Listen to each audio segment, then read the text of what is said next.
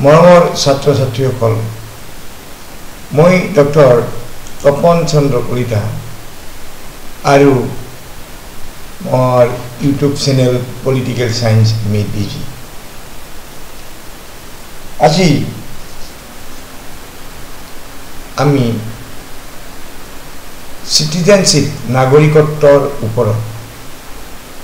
ভাৰতৰ সংবিধানৰ যিটো দ্বিতীয় খণ্ড বা অংশত আছে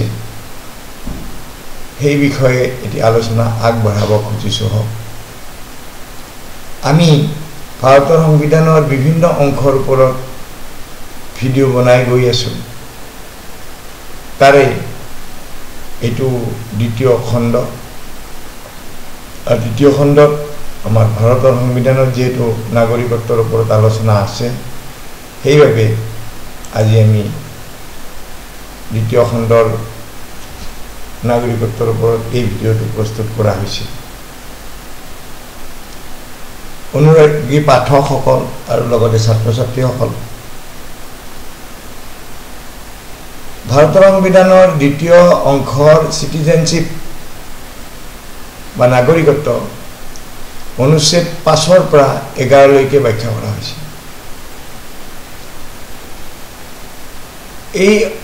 ইয়াৰে আমি ডিটেইলছত যোৱাৰ আগতে ভাৰতৰ নাগৰিক সম্পৰ্কে দুটা বিষয় আমি স্পষ্ট কৰি ল'ব পাৰোঁ। প্ৰথমতে হ'ল আমাৰ সংবিধানৰ নাগৰিকত্বৰ ওপৰত 5ৰ পৰা 11লৈকে যিকেইটা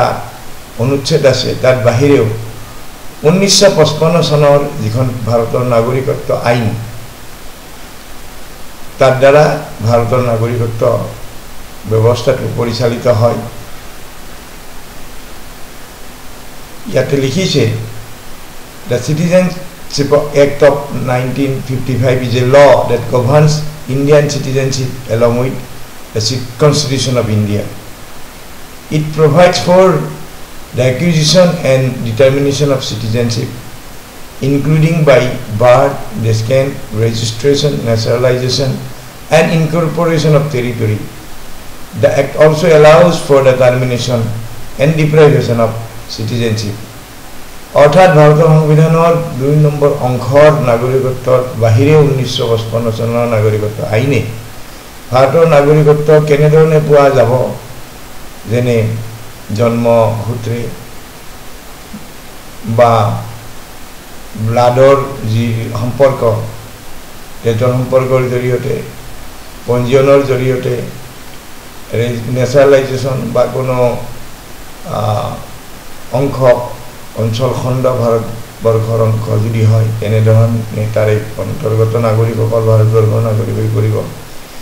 আৰু ইয়াৰ লগতে বিভিন্ন ধৰণে কেনেকৈ এজন ব্যক্তি নাগৰিকত্ব পৰা বঞ্চিত হ'ব সেই বিষয়ে এই আইনখনত উল্লেখ আছে। ইয়াত বাহিৰেও আমাৰ অতি বিতৰ্কিত এখন আইন সেইখন আছিল, যাক পপুলাৰলি নন এজ কাহ, The Citizenship Amendment Act 2019, নাগৰিকত্ব সংশোধনী আইন 2019, passed by the Parliament of India on 11 December 2019. It amended the Citizenship Act of 1955 by providing an accelerated pathway to Indian citizenship for persecuted religious minorities from Afghanistan, Bangladesh and Pakistan who arrived in India by 2014. অর্থাৎ ধৰ্মৰ ক্ষেত্ৰত যদি কোনো লোক কোনো অত্যাচাৰৰ সন্মুখীন হৈছে, আফগানিস্তান, বাংলাদেশ আৰু পাকিস্তানত যিবিলাক লোক ধৰ্মীয় সংখ্যালঘু, বিশেষকৈ শিখ, বুদ্ধিষ্ট, হিন্দু আদি ধৰ্মীয় সম্প্ৰদায়ৰ হয়, আৰু তেওঁলোক যদি 2014 চনৰ আগতে ভাৰতবৰ্ষলৈ আহিছিলে, তেনে লোকক নাগৰিকত্ব প্ৰদানৰ ব্যৱস্থা কৰিছে। ঠিক তেনেকৈ নাগৰিকত্বৰ ওপৰত ভাৰতৰ ন্যায় ব্যৱস্থাৰ জৰিয়তে আগবঢ়োৱা এটা উল্লেখযোগ্য গোচৰ আমি জানিব পাৰোঁ বা উল্লেখ কৰিব পাৰোঁ। সেইটো হ'ল প্ৰদীপ জৈন বনাম Union of India 1984 Udip Joinatu Bonam Bharat Rashtra 1984 Aru Luidi Ridot versus Union of India 1991 Luidi Ridot Bonam Bharat Sarkar 1991 এতিয়া আমি 2 নম্বৰ অংশৰ যিকেইটা অনুচ্ছেদ সেইকেইটাৰ ওপৰত আমি পুঙ্খানুপুঙ্খ এটা আলোচনা কৰো তাৰে ইতিমধ্যে আমি গম পাইছো যে 2 নম্বৰ অংশটো আৰম্ভণি হৈছে আমাৰ 5 নম্বৰ অনুচ্ছেদৰ পৰা 11 নম্বৰ অনুচ্ছেদলৈ তাৰে 5 নম্বৰ অনুচ্ছেদটোত আছে citizenship at the commencement of the constitution সংবিধান আৰম্ভ হোৱাৰ সময়ত at the commencement of this constitution every person who has his domicile in the territory of India and number A who was born in the territory of India or B either of whose parents was born in the territory of India or C who has been ordinarily resident in the territory of India for not less than 5 years immediately preceding such commencement shall be a citizen of India অর্থাৎ ভাৰতৰ সংবিধানৰ নতুন যিখন আমাৰ ঠিক স্বাধীনতাৰ পিছতে যিখন আমাৰ সংবিধান আৰম্ভ হ'ব সেই সময়ত ভাৰতৰ ভূখণ্ডত নিজৰ বাসস্থান থকা প্ৰতিজন ব্যক্তি আৰু যি ভাৰতৰ ভূখণ্ডত জন্ম হৈছিল অথবা যাৰ পিতৃ মাতৃ যিকোনো এজনৰ জন্ম ভাৰতৰ ভূখণ্ডত অথবা যিজন সাধাৰণতে ভাৰতৰ ভূখণ্ডত এনে আৰম্ভণি ঠিক আগতে 5 বছৰৰ অন্তত 5 বছৰ তেওঁ ভাৰতৰ নাগৰিক হ'ব এতিয়া আমি অনুচ্ছেদ 6 লৈ আহো তাত লিখিছে article 6 rights of citizenship of certain persons who have migrated to India from Pakistan আমি জানো যে 1948 চনৰ ভাৰত স্বাধীন আইনৰ জৰিয়তে ব্ৰিটিছৰ ভাৰতবৰ্ষ দুটা ভাগত ভাগ হয় ভাৰত আৰু পাকিস্তান গতিকে ভাৰতৰ পৰা পাকিস্তানলৈ বহু লোক প্ৰব্ৰজিত হৈছিল ঠিক তেনেদৰে ভাৰতৰ পৰাও পাকিস্তানলৈ প্ৰব্ৰজিত হৈছিল এটা পাকিস্তানৰ পৰা ভাৰতলৈ প্ৰব্ৰজিত কোন সকল লোক ভাৰতৰ নাগৰিক হ'ব সেই সম্পৰ্কে আমাৰ অনুচ্ছেদ 6 উল্লেখ আছে তাতে লিখিছে পাকিস্তানৰ পৰা ভাৰতলৈ প্ৰব্ৰজন কৰা কিছুমান ব্যক্তিৰ নাগৰিকত্বৰ অধিকাৰ কেনে ধৰণে article states that a person is considered a citizen of India if they meet the following conditions কি কেইটামান তেওঁলোকৰ শৰ্ত পূৰণ কৰিব লাগিব তেতিয়া হলে ভাৰতৰ নাগৰিকত্ব তেওঁলোকে পাব সেই শৰ্তকেইটা ইংৰাজীত হ'ল they or a parent or grandparent was born in India as defined in the Government of India Act 1935 next they migrated to India before July 1948 next they have been an ordinary resident of India since their migration next they were registered as citizens of India by an officer appointed by the Government of India next the officer received an application from the person before the constitution came into effect and lastly the application was in the form and manner prescribed by the government অসমীয়াত হ'ব তেওঁলোক বা কোনো পিতৃমাতৃ বা ককা আইতা ভাৰত চৰকাৰ আইন 1935ত সংজ্ঞায়িত কৰা অনুসৰি ভাৰতত জন্ম লাভ কৰা হ'ব লাগিব তাৰ পিছত 1948 চনৰ 19 জুলাইৰ আগতে ভাৰতলৈ প্ৰব্ৰজন কৰা লোক হ'ব লাগিব তাৰ পিছত প্ৰব্ৰজনৰ পৰাই তেওঁলোক ভাৰতৰ সাধাৰণ বাসিন্দা হ'ব লাগিব তাৰ পিছত ভাৰত চৰকাৰে নিযুক্তি দিয়া এজন বিষয়াই তেওঁলোকক ভাৰতৰ নাগৰিক হিচাপে পঞ্জীয়ন কৰাব লাগিব তাৰ পিছত সংবিধান কাৰ্যকৰী হোৱাৰ পূৰ্বে বিষয়াগৰাকী ব্যক্তিজনৰ পৰা আবেদন লাভ কৰা হ'ব লাগিব আৰু শেষত চৰকাৰী নিৰ্ধাৰিত ৰূপ আৰু পদ্ধতিৰে আবেদন কৰা হৈছিল নে নাই এইটো প্ৰত্যায়িত হ'ব লাগিব এতিয়া আমি আহো অনুচ্ছেদ 7 লৈ তাত কোৱা হৈছে right of citizenship of certain migrants to Pakistan পাকিস্তানলৈ কিছুমান প্ৰব্ৰজনকাৰী নাগৰিকত্বৰ অধিকাৰ Article 7 states that people who migrated from India to Pakistan after March 1, 1947 are not considered Indian citizens. Explanation, exception. However, people who return to India with a permit for resettlement or permanent return are considered to have migrated to India after July 1998. Eligibility. people who migrated to India from Pakistan before July 1948 are considered Indian citizens if they or their parents or grandparents were born in undivided India. Resettlement for people who applied for resettlement after migrating to Pakistan, citizenship approval is done by an officer hired by the government of India. অর্থাৎ 7 নং অনুচ্ছেদত উল্লেখ আছে যে 1947 চনৰ 1 মাৰ্চৰ পিছত ভাৰতৰ পৰা পাকিস্তানলৈ প্ৰব্ৰজন কৰা লোকসকল ভাৰতীয় নাগৰিক বুলি গণ্য কৰা নহয়। ইয়াত ব্যতিক্ৰম হ'ল কিন্তু পুনৰ সংস্থাপনৰ অনুমতি বা স্থায়ীভাৱে ঘূৰি অহাৰ অনুমতি লৈ ভাৰতলৈ উভতি অহা লোকসকলক 1948 চনৰ জুলাইৰ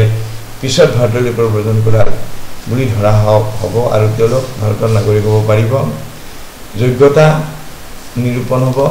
1948 চনৰ 19 জুলাইৰ আগতে পাকিস্তানৰ পৰা ভাৰতলৈ প্ৰব্ৰজন কৰা লোকসকলক ভাৰতীয় নাগৰিক বুলি গণ্য কৰা হয় যদিহে তেওঁলোক বা তেওঁলোকৰ পিতৃ মাতৃ বা ককা আইতা অবিভক্ত ভাৰতত জন্ম লাভ হৈছিল তেতিয়া আৰু পুনৰ সংস্থাপনৰ কথাটো বিবেচনা হ'ব কেতিয়া যেতিয়া পাকিস্তানলৈ প্ৰব্ৰজন কৰাৰ পিছত পুনৰ সংস্থাপনৰ বাবে আবেদন কৰা লোকসকলৰ বাবে নাগৰিকত্ব অনুমোদন ভাৰত চৰকাৰে নিযুক্তি দিয়া এজন বিষয়াৰ দ্বাৰা কৰা হ'ব তেতিয়া। এতিয়া আমি 8 নম্বৰ অনুচ্ছেদলৈ আহিছো। ইংৰাজীত কোৱা হৈছে article 8 of the Constitution of India deals with the citizenship of people of Indian origin who live outside of India. It states that anyone who born in India or whose parents or grandparents were born in India is considered an Indian citizen if they are ordinarily residing outside of India and registered as a citizen of India by an Indian diplomatic or consular representative in the country of residence. Next, this citizenship is granted as if they had been registered by the ambassador or consular. অসমীয়াত হ'ব ভাৰতৰ সংবিধানৰ 8 নং অনুচ্ছেদত ভাৰতৰ বাহিৰত বাস কৰা ভাৰতৰ মূলৰ লোকসকলৰ নাগৰিকত্বৰ বিষয়ে উল্লেখ আছে। প্ৰথমতে ভাৰতত জন্মগ্ৰহণ কৰা বা পিতৃ মাতৃ বা ককা আইতা ভাৰতত জন্মগ্ৰহণ কৰা যিকোনো ব্যক্তিক ভাৰতীয় নাগৰিক বুলি গণ্য কৰা হয় যদিহে তেওঁ সাধাৰণতে ভাৰতৰ বাহিৰত বাস কৰে আৰু তেওঁলোকৰ দেশত ভাৰতীয় কূটনৈতিক বা কনসুলাৰ প্ৰতিনিধিৰ দ্বাৰা ভাৰতৰ নাগৰিক হিচাপে পঞ্জীয়ন কৰা হয়। তাৰপিছত এই নাগৰিকত্ব এনেদৰে দিয়া হয় যেন তেওঁলোকক ৰাষ্ট্ৰদূত বা কনসুলৰ দ্বাৰা পঞ্জীয়ন কৰা হৈছিল তাৰ ভিত্তিত। এতিয়া আমি 9 নম্বৰ অনুচ্ছেদলৈ আহিছো। ইয়াত কোৱা হৈছে persons voluntarily acquiring citizenship of a foreign state not to be citizen, অর্থাৎ স্বেচ্ছায় যদি বিদেশী ৰাষ্ট্ৰৰ নাগৰিকত্ব লাভ কৰে তেনে ব্যক্তিসকল ভাৰতীয় নাগৰিক নহ'ব। ইয়াত আৰু কোৱা হৈছে no person shall be a citizen of India by virtue of Article 5 or be deemed to be a citizen of India by virtue of Article 6 or Article 8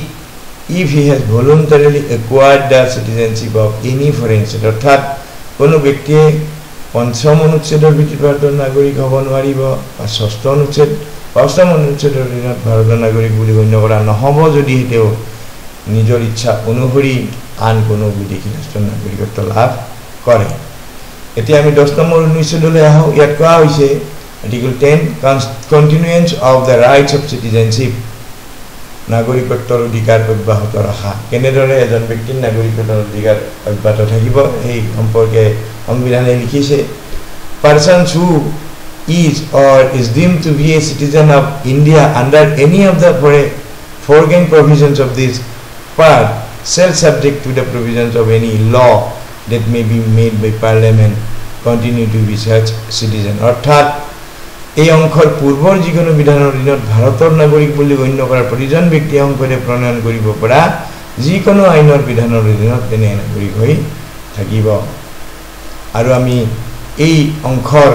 অৰ্থাৎ নাগৰিকত্বৰ ওপৰত থকা অংশৰ শেষ অংশটোলৈ আহিছোঁ যিটো article 11 parliament to regulate the right of citizenship by ল।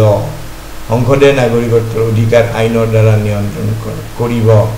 ইয়াত কোৱা হৈছে nothing in the foregoing provisions of this part shall derogate from the power of parliament to make any provision with respect to the acquisition and termination of citizenship and all other matters relating to citizenship. অর্থাৎ এই অংশৰ পূৰ্বৰ বিধানসভাৰ কোনো কথাই নাগৰিকত্ব অধিগ্ৰহণ আৰু সমাপ্তি আৰু নাগৰিকত্বৰ সৈতে জড়িত অন্যান্য সকলো বিষয়ৰ ক্ষেত্ৰত কোনো ব্যৱস্থা গ্ৰহণ কৰাৰ সংসদৰ ক্ষমতাৰ পৰা বঞ্চিত নহ'ব গতিকে ছাত্ৰ ছাত্ৰীসকল এইটো আছিল ভাৰতৰ সংবিধানৰ দ্বিতীয় অংশ য'ত নাগৰিকত্ব সম্পৰ্কে আলোচিত হৈছে গতিকে আমি যেহেতু আমাৰ নিজৰ দেশৰ সংবিধানখনৰ ওপৰত সম্যক জ্ঞান থকাটো প্ৰতিজন নাগৰিকৰে অতি দৰকাৰী বিষয় এই বিষয়টো আগত ৰাখি আমি এনেদৰে সংবিধানৰ প্ৰতিটো অংশৰ ওপৰত এনেকৈ একোটা ভিডিঅ' প্ৰস্তুত কৰি যোৱাৰ চেষ্টা কৰিম আৰু আমাৰ এই প্ৰচেষ্টাত যদি কোনো অংশ হ'ব খোজে তেনেহ'লে আমাৰ এই চেনেলটো পলিটিকেল সায়েন্স মেডি এই চেনেলটো ছাবস্ক্ৰাইব কৰিব পাৰে আৰু আনলৈ শ্বেয়াৰ কৰি দিব পাৰে ধন্যবাদ